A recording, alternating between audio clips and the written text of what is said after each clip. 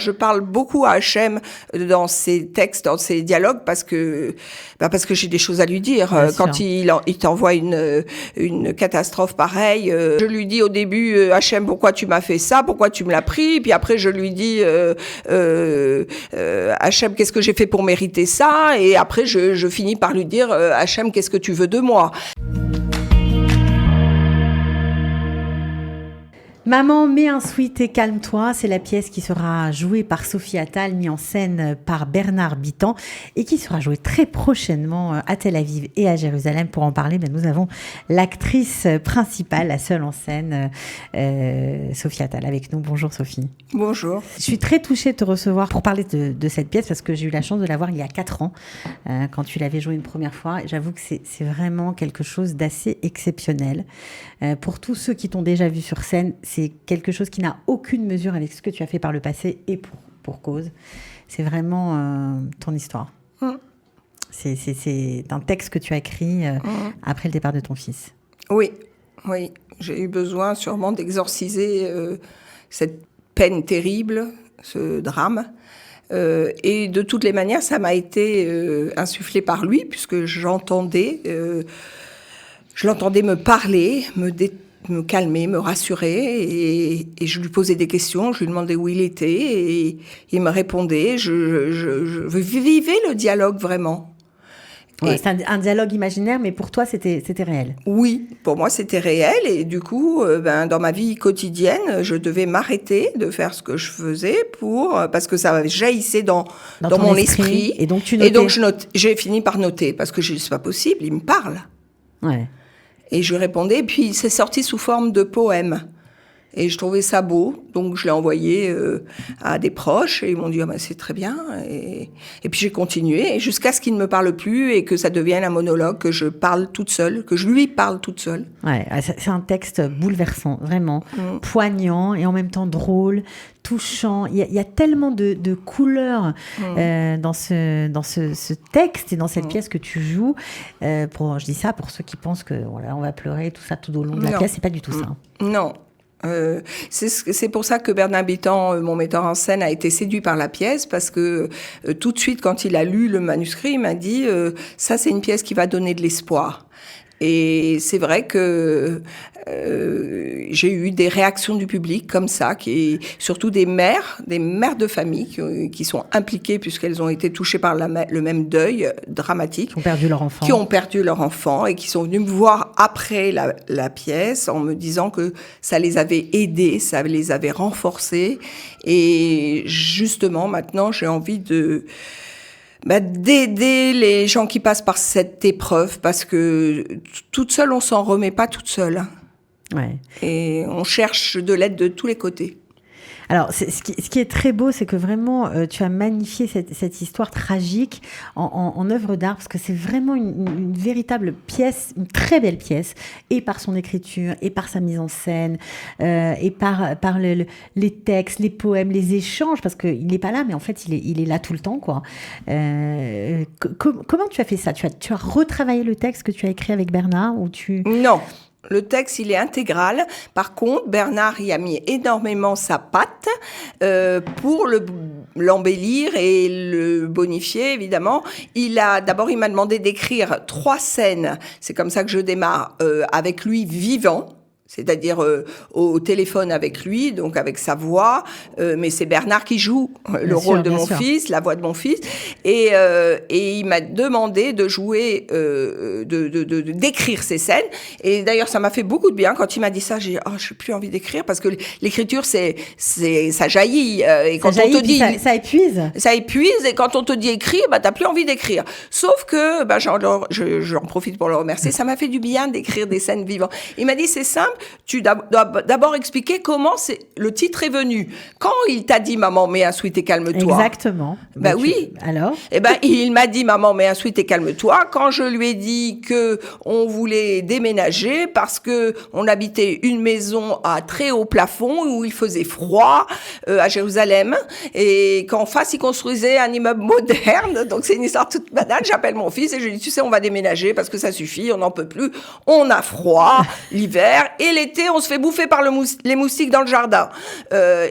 Et donc, je décris pas toute la scène, mais il finit par me dire, bon, maman, mets un sweat et calme-toi. Il m'a dit ça dans la réalité. Et j'ai éclaté de rire. Parce que je ne m'attendais pas à cette phrase. Et cette phrase, elle m'est restée. Et voilà, j'ai eu envie de l'appeler maman, mets un sweat et calme-toi. C'était une de ces phrases qui disait spontanément et qui me faisait rire. Alors, est-ce que c'est une pièce pour tout public ? J'ai envie de te dire que cette pièce, elle doit toucher quelque part et être, si des enfants, bon, évidemment, à partir de 12 ans, même mon petit-fils qui a maintenant bientôt 10 ans, l'a lu, bien sûr, mais il n'est jamais venu me voir sur scène et je pense que c'est pas encore là. Je pense que à pas 12 ans, je dirais. Et puis, il faut se sentir concerné, il faut que ça touche. C'est bouleversant parce que tout y passe. Tu racontes vraiment ta relation avec lui, comme une mère peut avoir avec son fils unique. Donc là, évidemment, il y a beaucoup de processus d'identification avec l'actrice, avec toi, avec la maman. Enfin, ça se passe comme ça dans la salle. Et puis, ce qui est touchant, c'est que tu racontes aussi l'accident. Je raconte pas l'accident exactement, mais je décris le moment où il ne me répond plus. Voilà. Donc, les dialogues, ce qui est la première partie du spectacle, pour moi, il était vivant pendant ces dialogues. Étonnamment, puisqu'il était parti. Que ça s'est passé dans les mois qui ont suivi sa disparition. Mais, à un moment donné, il ne me répondait plus. Donc, j'ai imaginé qu'il avait passé des sphères et qu'il avait passé toutes les étapes pour être plus près de Dieu. Plus près d'Hachem et au Gan Eden. D'ailleurs, je parle beaucoup à Hachem dans ses textes, dans ses dialogues, parce que j'ai des choses à lui dire. Bien quand sûr. il t'envoie une catastrophe pareil, c'est que... Ça remet tout en question, en fait. Tu veux ça régler bouleverse. un compte avec lui. Je lui dis au début, Hachem, pourquoi tu m'as fait ça? Pourquoi tu me l'as pris? Puis après, je lui dis, Hachem, qu'est-ce que j'ai fait pour mériter ça? Et après, je finis par lui dire, Hachem, qu'est-ce que tu veux de moi? C'est justement le processus de résilience, d'acceptation. Et tout ça, c'est sorti hyper naturellement. Ce que je veux te dire, c'est qu'il était vivant. Il me parlait, pourtant il n'était plus dans ce monde-là. C'est alors peut-être moi qui étais dans ce monde avec lui, et on se parlait naturellement. Les âmes ont des connexions. Oui, pendant un moment. Et il y a eu un moment où c'était fini, je le joue, il ne me répond plus. Alors, est-ce que c'est le moment de l'accident dans la vie réelle, ou est-ce que c'est lui qui est arrivé à des sphères là-haut? À chacun... Chacun a son droit d'imaginer ce qu'il a envie. Et ce qui est quelque chose de très fort aussi, c'est que tu as décidé de lutter dans la réalité pour faire changer les choses dans la société israélienne, notamment sur cette terrible route d'Eilat où il a perdu la vie. Tu essaies de mettre les choses en œuvre pour que des travaux soient faits sur cette route. C'est une des raisons pour laquelle j'ai fait traduire la pièce. Parce que la pièce se jouera cette fois-ci avec une traduction en hébreu. Surtitrée en hébreu sur un écran derrière moi. Et ça, c'est une habitude qu'ont les Israéliens, donc je pense que ça va pas les rebuter de venir voir une pièce traduite surtitrée. Et je veux atteindre le public israélien, parce que j'ai parlé avec des Israéliens qui étaient curieux de ma pièce et me disaient, mais ça parle de quoi ta pièce, même si elle était en français? Il y en a qui sont bilingues, il y en a qui s'intéressent, j'en ai rencontré. Et quand je leur donnais le thème, ils étaient extrêmement touchés, extrêmement enthousiastes à l'idée d'y aller, mais ils ne pouvaient pas puisqu'ils ne comprenaient pas.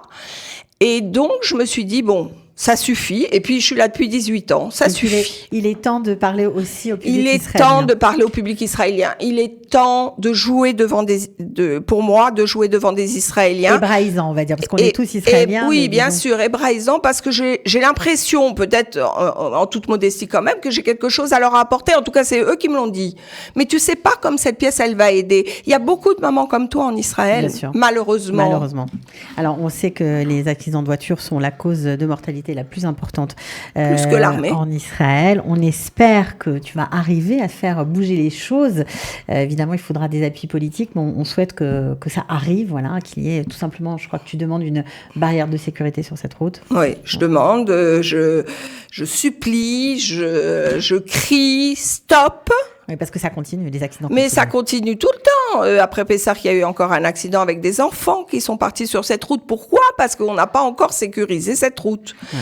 Et maintenant que, voilà, il y a peut-être une chance, j'ai trouvé une faille pour rentrer dans le milieu politique, entre guillemets.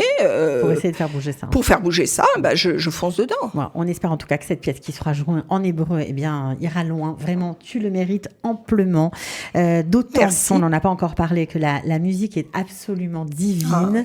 Elle a été créée pour toi, Giora Linenberg, composée pour toi. Alors ça, c'est assez intéressant parce qu'à l'époque, lorsque ce très grand pianiste a composé la musique, le texte était en français. Donc comment il a pu composer une musique sans comprendre de quoi ça parle? Je l'ai aidé un peu avec mon hébreu, je lui ai traduit mes mots. Tu as traduit mot à mot toute la pièce? Mot à mot, toute la pièce, oui. Ça n'a pas été. Moi, j'adore les thèmes, la traduction. Donc, ça a été un plaisir pour moi de lui traduire et de voir sa réaction, parce que c'est ça que j'aime, c'est voir l'émotion que ça provoque et comment la personne réagit. Parce que je ne veux pas que les gens s'écroulent. Je ne vais pas sur scène pour que les gens s'écroulent. Je vais sur scène pour sensibiliser, pour faire réfléchir. Parce que c'est le rôle du théâtre, pour donner de la force. Ça donne beaucoup de force. Ça fait réfléchir, ça donne de la force, donc ça me plaît. Et c'est le rôle du théâtre. Et puis dans la vie, dans cette vie, dans ce monde où tout va très vite, on n'a pas souvent le temps et l'occasion dans la sphère publique de s'arrêter et de penser à ceux qui sont disparus. Alors bien sûr, en Israël, on a Yom HaShoah et Yom HaZikaron, mais à part ça, pour les deuils privés, il n'y a pas beaucoup d'endroits où on peut se laisser aller à ressentir des choses difficiles. Et ce qui est beau dans ta pièce, c'est que vraiment tu magnifies la douleur, tu en fais quelque chose comment te dire, tu donnes de l'espoir, voilà, c'est ça, je peux pas dire autrement les choses. Tu aides aussi à se séparer, des gens qui sont partis.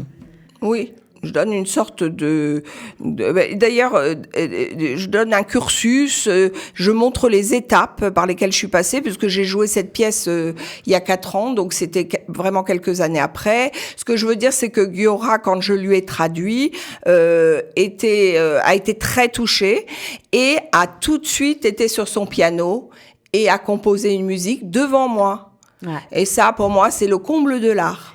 Et puis, ce qui est très, très, très touchant aussi, c'est que pour ceux qui n'ont pas connu ton fils, c'est comme si ils étaient un peu avec lui et comme s'ils le connaissaient. Et je le refais vivre sur scène. À chaque fois que je joue, je discute avec lui, je parle avec lui et je le refais vivre. Et ça me fait du bien à moi, mais même à tous ses proches. Je ne suis pas seule dans ce deuil. À tous ses proches et puis à tous ceux qui ont perdu des jeunes et qui peuvent s'identifier tout simplement. Et il y en a malheureusement beaucoup en Israël. Trop. Voilà, en tout cas, si vous aimez le théâtre, si vous aimez la belle musique aussi. La belle musique, franchement, vous n'allez pas regretter. C'est un très, très beau spectacle. Hyper émouvant, très touchant, très bien joué. Merci. Et voilà, on espère que vous serez très nombreux. Je vais quand même donner les dates parce que ça ne suffit pas. Si on ne donne pas les dates, ça va pas aider. Le 28 mai à Tel Aviv, Suzanne Delal à 20h30. Ce sera la première de cette année. Et puis le 30 mai, là, ce sera au théâtre du Kikar Musica dans la salle Neve Bibi. Oh mon fils, tu peux appeler de là-haut. Maman, mets un sweat et calme-toi de Sophie Rachel Attal. Un dialogue imaginaire mais vrai entre une mère et son fils disparu trop tôt, sublimé par le piano sur scène du maestro Giora Linenberg.